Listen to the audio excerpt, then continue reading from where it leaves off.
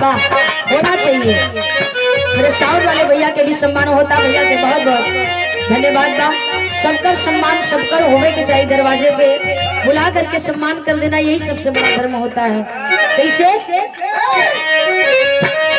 सृष्टि में मानव सबसे अनमोल हो,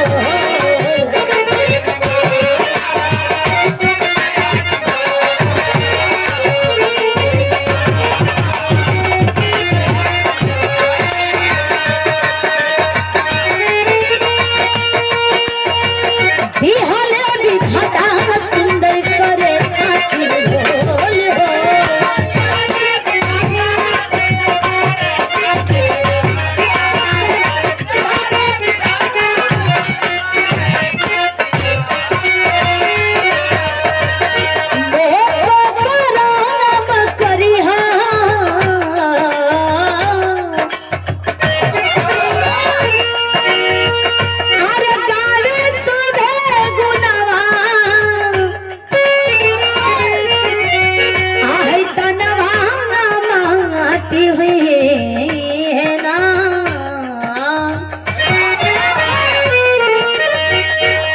बढ़िया कर्म आइल बाड़ा तो करके जा।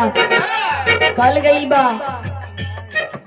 कि धैर्य, विश्वास, प्रेम, सलीनता ये वो चीज है जो कि इंसान को आकर्षित करता है, प्रभावित करता है।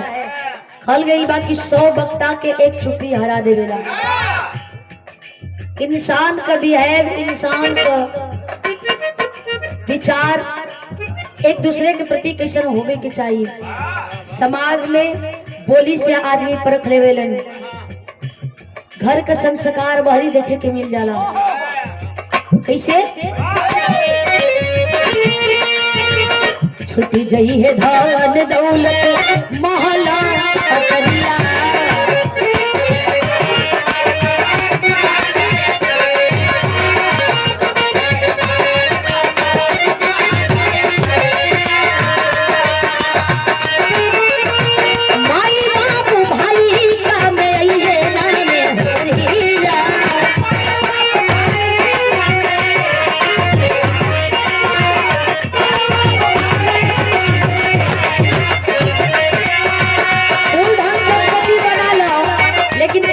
समय काम में ना आवेला। लोग कहेला कि आदमी आवेला खाली हाथ जाला, खाली हाथ ना, आदमी आवेला खाली हाथ मुट्ठी बांध के, लेकिन आदमी जाला तो जस अपजस, नेकी बदी, धर्म अधर्म, कर्म कुकर्म लेके जाला। जैसन करनी आदमी करेला वैसन गवाला है ना बका। कोई नाही रही यही जा सभे चली जाई,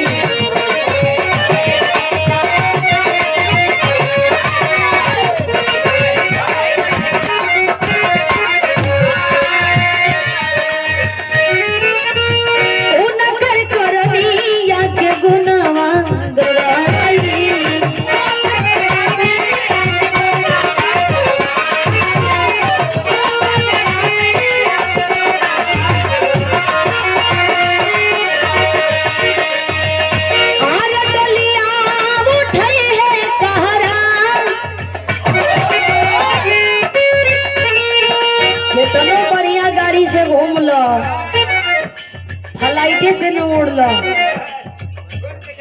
लेकिन विचार कितनो गंगा नहा लो, जब मन का मैल ना धोवाई तो नहिला से गंगा पवित्र ना हो जाएगा। आप ना मिटल गंगा नहिले से, अगर मन का मैल ना धोवाई तो तन का सुंदर होना कोई मायने नहीं रखता, मन का सुंदर होना मायने रखता है। पहले अपने आत्मा को, हृदय को साफ रखिए।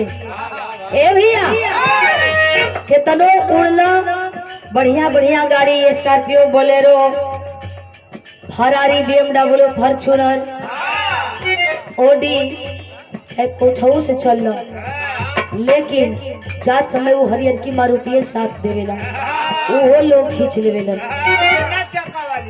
बिना चक्का वाली। लोग कहेला कि 7 वचन बद्ध हो गए बानी, 7 जन्म खातिर कोई नहीं सातों वचन निभावेला। और थी जब उठेला तो लोग कांधा बदल बदल के लेके जाला। ये दुनिया करी था माई जगरा के सबसे ज्यादा मानेली, बाबू जगरा के सबसे ज्यादा मानेला, उहे मुहे आग दे के जरावेला। ये कटु सत्य है। घाट पर लाठी से मारल जाला, ये सच्चाई है। कैसे आखिरी बाबा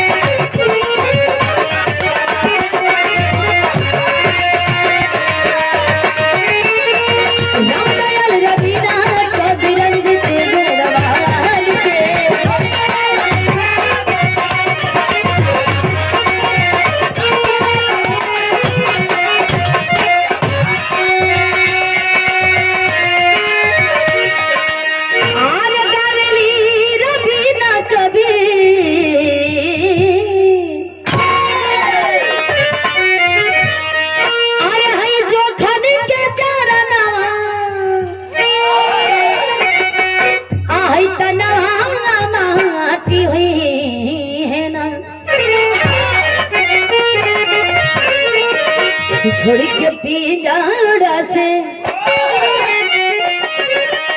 अरे छोड़ी के पिजाड़ा से, अरे उड़ी है सुगाना तनवा माटी।